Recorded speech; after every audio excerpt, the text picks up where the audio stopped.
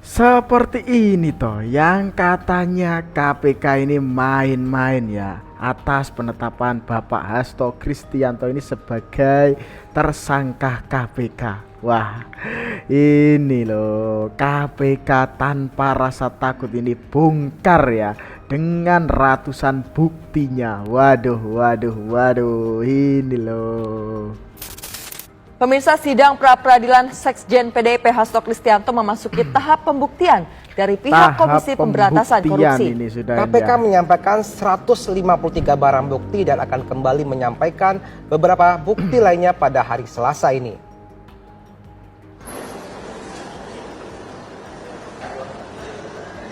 Tim hukum KPK menyerahkan sejumlah bukti kepada Hakim Tunggal Pengadilan Negeri Jakarta Selatan dalam sidang pra-peradilan Sekjen PDI Perjuangan Hasto Kristianto.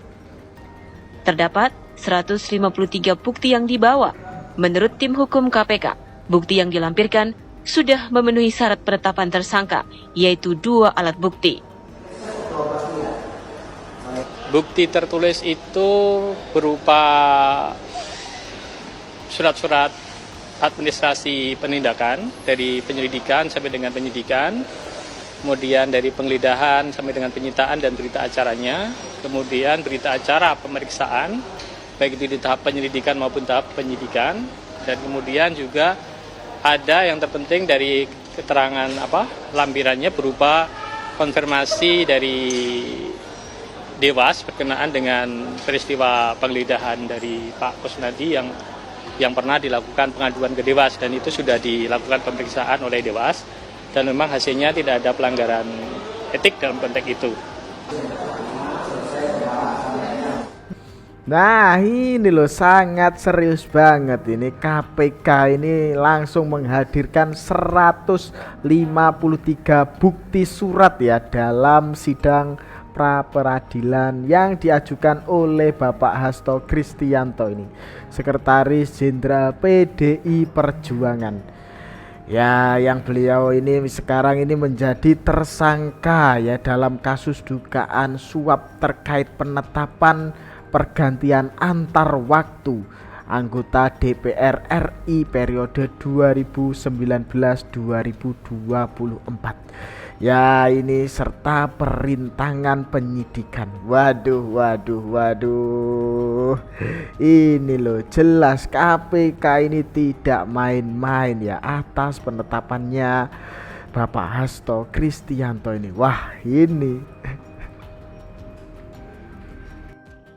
Kalau ada predikat orang paling blunder of the year, ini kayaknya paling pantas disandang oleh Hasto. Karena apa? Alih-alih pengen melepaskan status tersangka, Hasto mengajukan sidang pra-peradilan. Tapi sayang disayang, lanjutan sidang pra-peradilan KPK justru mengungkap perintah Hasto kepada Harun Masiku untuk merendam ponsel dan standby di DPP PDI. Jadi guys, percakapan Harun Masiku sebelum menghilang itu tuh diungkap dalam sidang pra-peradilan di Pengadilan Negeri Jakarta Selatan pada hari Kamis 6 Februari 2025. Dan pernyataan Harun Masiku tersebut menjadi petunjuk penting bagi penyidik dan penyidik KPK. Dan kalian tahu percakapan itu didapat dari penyadapan ponselnya saat OTT pada 8 Januari 2020 pukul 19.45. Lengkap, gak main-main nih penyidik KPK. Dan yang gongnya lagi, dalam percakapan yang diungkap, Harun Masiku diminta oleh seorang penjaga keamanan yang bernama Nur Hasad untuk merendam ponselnya di air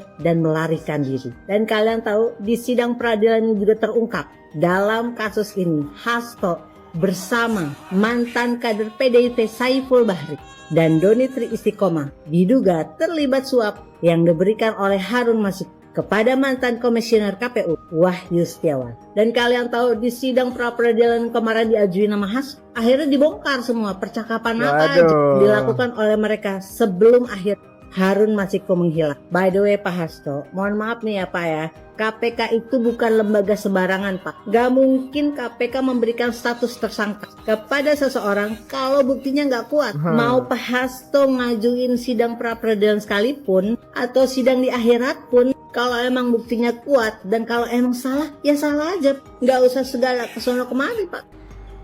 Ya, alih-alih untuk melepaskan statusnya sebagai tersangka KPK, ternyata pengajuan pra peradilan Bapak Hasto Kristianto ini malah menjadi blunder ini loh. Lah gimana tidak blunder ya? Ini penyidik KPK ini malah membongkar ya perintah Bapak Hasto ini kepada Harun Masiku untuk merendam HP-nya. Waduh. Ini gimana ini niat ya untuk melepaskan status sebagai tersangka, ternyata malah blunder ini. Tapi saya juga heran ini sama PDI Perjuangan ya. Ya harusnya Bapak Hasto Kristianto ini sementara waktu mengundurkan diri lah, atau dinonaktifkan ya, dinonaktifkan dulu ya untuk menghadapi kasusnya. Jadi ketika Bapak Hasto ini ditahan atau menjadi memakai baju oranye itu ya, status bukan sekjen partai tapi pribadi Bapak Hasto sendiri nih. Ya ini beda, ini Bapak Hasto sekjen partai pakai baju oranye, ini jadi presiden buruk buat partai ya, kelihatannya seperti itu. Tapi ya mau heran ya, ini kan PDI Perjuangan ya ini. Gimana ini menurut kalian? Gimana coba? Yuk tulis pendapat kalian di kolom komentar ya. Kita lanjutkan saja video berikutnya. Pada hari ini yang mulia, kami ada catatan. Secara bersama kami tadi sudah diperlihatkan barang bukti.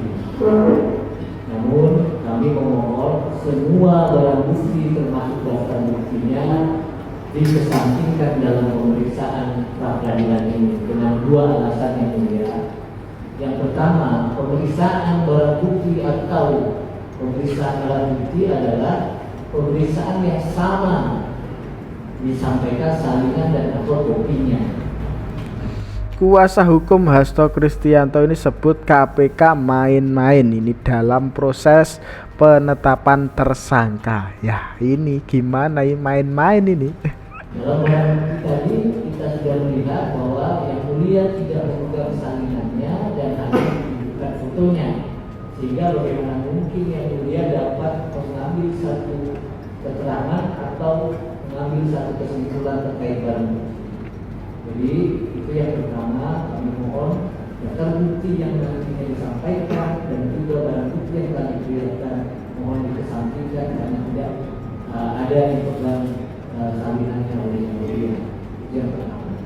Yang kedua, terkait barang bukti, kami terus terang tidak memahami, tidak mengetahui juga untuk maksudnya dasar tangkap silakan dikeluarkan dalam prosedur. Baik, terima kasih yang mulia. Setelah hari ini mohon bagi kesalahan cukup.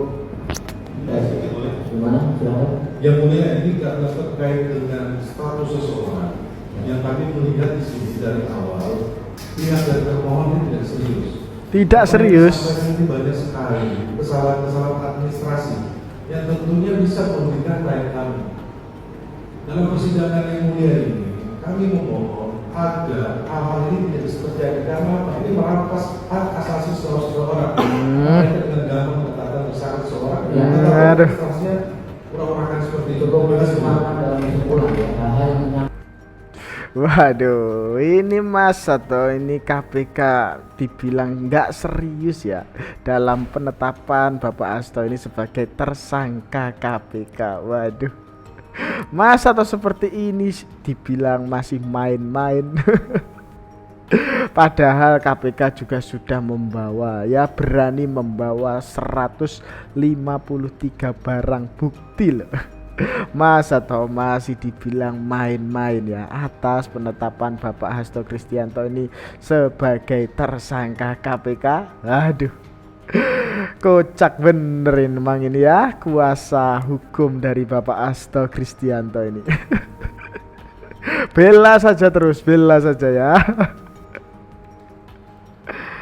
Kelompok bisnis yang direpresentasikan oleh etnis Cina yang jahat. Waduh. Tidak semua etnis Cina jahat, tapi ada sekelompok yang berbahaya dan telah merusak negara ini, etnis Cina yang jahat. Itu harus disingkirkan.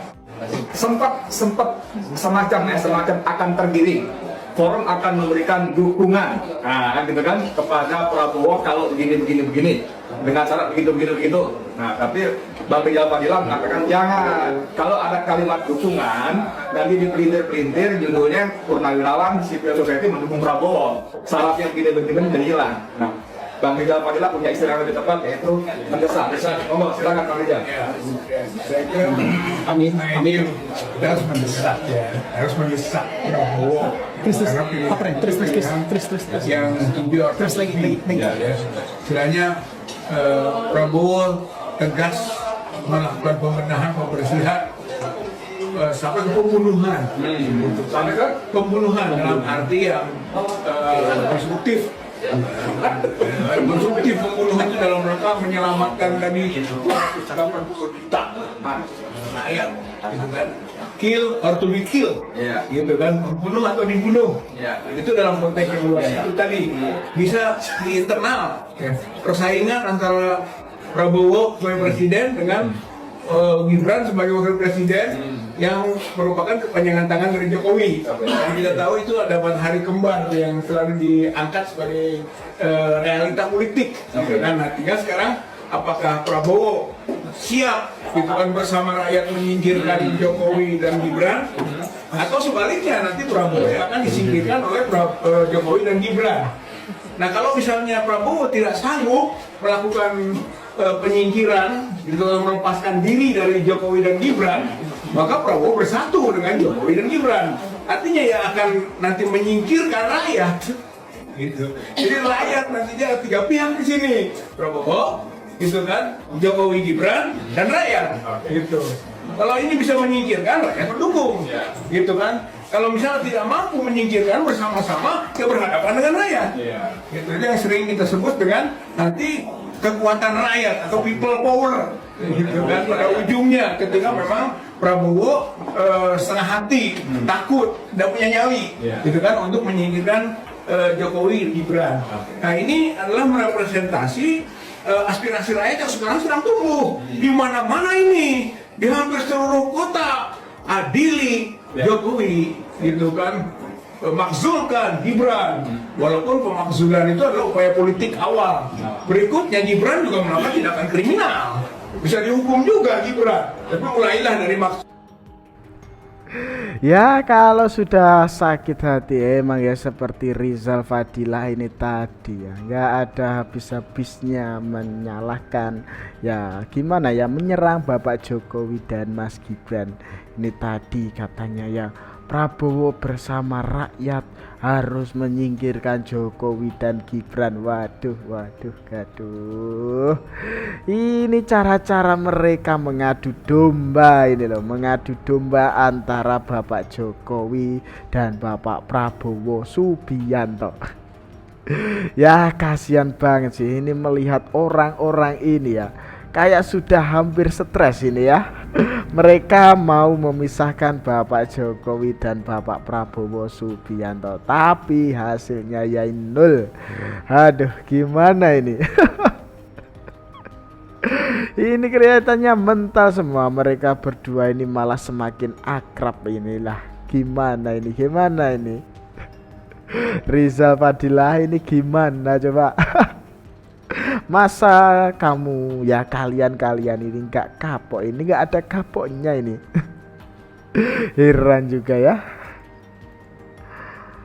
Jadi kemarin itu rame ya di media sosial, itu membuat pamflet ya, oknum buzzer itu ya, itu buat pamflet demo nasional adili Jokowi. Demo nasional adili Jokowi. Demo itu yang ada cuman ada di mana? Solo. Hitungannya biji orang, nggak sampai 50 orang. Ya Tuhan, ya Tuhan. Ini tuh udah susah-susah memprovokasi masyarakat Indonesia ya. Ternyata yang demo itu cuma beberapa biji, cuma di Solo ya. Dan itu bisa dihitung orangnya. Saya heran. Berarti saya ada kebanggaan tersendiri ya terhadap masyarakat Indonesia, banyak yang pinter. Tapi ya walaupun begitu banyak sih di sosial media ya, orang-orang membenci Jokowi ini ya contohnya banyak lah yang komentar di akun saya itu, bahkan ratusan orang Saya pikir kalau ratusan orang itu yang kalian komentar di akun saya ikut demo, mungkin agak kelihatan banyak lah ya. Tapi kenapa kalian cuman diem aja, cuman keluar-keluar di medsos? Mbok ya turun jalan tuh sama orang beberapa biji di sana.